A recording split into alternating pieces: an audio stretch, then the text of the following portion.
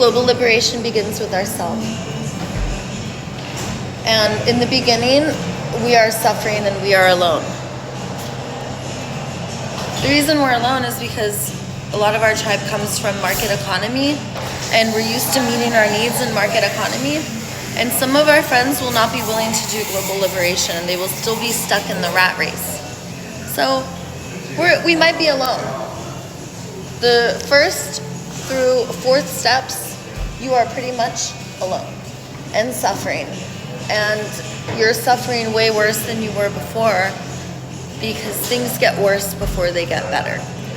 And the reason they get worse is because the ways that you are used to meeting your needs, you no longer are able to meet your needs those ways. You're finding new ways to meet your needs. The first step of global liberation is the jig is up. And what that means is we acknowledge that domination systems are hurting us. They are making us act out towards ourselves and become addicted. And we are getting addicted to food, to coffee, to staying out all night, to drinking, to drugs, gambling, sex, relationships, anger. Our addiction can be anything that releases dopamine. Video games, anything that you get dopamine, you can get addicted to. And it's bad when it starts to have like a negative effect, and when you're doing it inauthentically, just to act out or just to get dopamine. So you are left feeling empty after you do your addiction. We also act out outwards, and then we think in domination systems we need jails and prisons, because when people act out outwards, it's not that this is a strategy to meet a need and we have to meet the need. We pretend that the behavior is a crime instead of a strategy to meet a need. And then we punish the behavior, we punish the person, we take away more of their needs, we give them more empty time, more violence, more drugs. Jails and prisons are traumatizing. I've been in jail, it's traumatizing. I've never been to prison, I can only imagine. It is traumatizing. There's nothing there that helps. Step one is simply we acknowledge that our ancestors passed all of their problems to us, and now we are responding to the call of our times. Our ancestors knew they were passing their problems to us. They didn't care. They were just having fun in industry, and they figured like, oh, when technology gets better, like our children's children will fix it. And that's what they did to us. They knew they were messing up the planet, and they did not care. They knew that they were killing all kinds of animals, and every solution was kill, control, capture, and they knew that they were hurting the planet. That's just what happened. So we acknowledge that. That's step one. Like we are this ones. We are the superheroes to make a planet that works. Step one is also acknowledging that we're not supposed to be stressed all day, that we're supposed to be in spiritual bliss, joy, happiness, pleasure, ecstasy all day long, with short bursts of shame and stress to bring us back. Not the other way around, where we're stressed all day. That's not how we're supposed to be.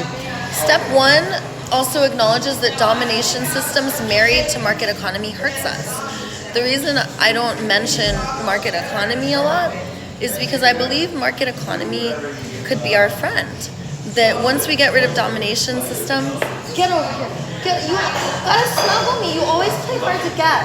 I know you have a crush on me. That's why you do it. You actually like me. Get over here. She really does have a crush on me. She's a lesbian. You're so cute. Get over here. You have a crush on me. I'm hot. I would have a crush on you. Give me a hug. I'll put your face in my boobs. Come on. Come on, goddess. Look at my cleavage. Get over here. All right. I'm trying my hardest to flirt. Step one is cool because we get to start to look at the possibilities. Like, what if market economy were a friend and our universal needs were all taken care of? It's kind of a little bit how it is in Costa Rica. The people who live in the rainforest. In Costa Rica, there's no military. The people who live in the rainforest have all their needs met. If you want the best food, you just go to the people in the rainforest. And the minimum wage is able to stay $3 an hour because all their needs are met. So these people, the indigenous who don't need anything, they are the ones who work for $3 an hour. They go into San Jose and then they work a 12-hour shift or whatever, and they're happy, getting paid barely anything because they don't need anything. They use market economy for trinkets, treasures, games, stars, performers, events. You get what I'm saying now. So that's what market economy is for. But all of our universal needs, travel, water, leisure, shelter, clothing, like these are our universal needs. They're indisputable. So we need to meet those in fellowship. And it's not that we need to earn and pay anymore. It's the very fact that someone has a need. Not everyone can earn and pay. It's the fact that someone has a need. Life energies need to go to meet that need. Step 2, we turn our will over to love, God, and nature. So we're no longer looking outside of ourselves to an authority telling us what to do. We're looking within to the intrinsic motivations that arise. Love, because we want to use the most love and care and the least force and control. And that means people who used to be violent like me, who used to like slap and hit everything from babies to elders to kids to dogs, and I had to learn not to slap and hit. I'm the one that should be going to people who are slapping and hitting each other so I can teach them not to slap and hit. Not a police officer who's going to evaluate and investigate and threaten and then punish, and then the judge will judge, and this is unconscious. This is domination, and it separates us and puts us at each other. So we're not doing that anymore. We're conscious. We are all becoming Christ consciousness now. We're evolving. We cannot afford to be traumatized and stupid like our ancestors. We're actually all gods, and we're meant to be connected to nature, love, and nature, love, and God, because we are gods. Step 3 is we find our meaning and purpose. So we don't look outside of ourselves to an authority, we look within. That means we got to find our meaning and purpose.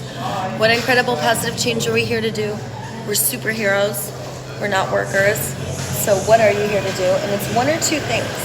It's not like a whole bunch of stuff. It's one or two things.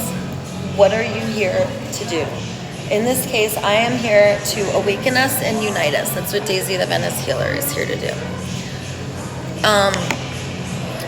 Step 4, once you figure out what kind of superhero you are, you're going to want to assemble. You are not a lone wolf. You are not here to do it alone. You are here to be part of a super tribe. So you find your super tribe, you assemble, and you empower each other. You meet needs together. And you become a group conscious mind, collaborating, moving, breathing, thinking together.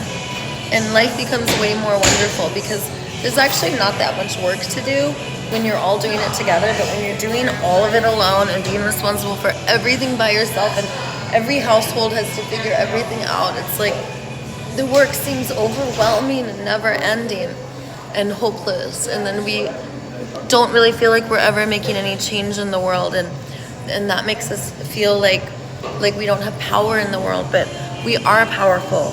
Stop telling people stay safe and start telling people be powerful.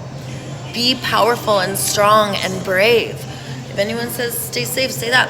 Say be powerful, brave, and strong, and thrive. Go thrive, superhero. Like, do not stay safe. Live on the edge. Speak radical honesty. Be bold. Ask questions. Like, get answers. Create a more wonderful world. Do not stay safe. This is not the time to stay safe. This is the time to respond to the call of our times and make life super duper wonderful, because the jig is up. And with great power comes great responsibility. I'm in Venice Beach. This is where the Great Awakening is happening. So come and find me. I'm usually set up between the skate park and Starbucks, which is like Wavecrest and Market Street. And I want you to come and see me. And I want you to be booped on the nose, and I will boop you on the nose, and you will boop me on the nose. And Venice Beach is way more wild and free than most of the world. There's places with way more domination, control, force, and violence. So it's actually our responsibility. Like, we have to do this. We have to do the Great Awakening. So come to Venice.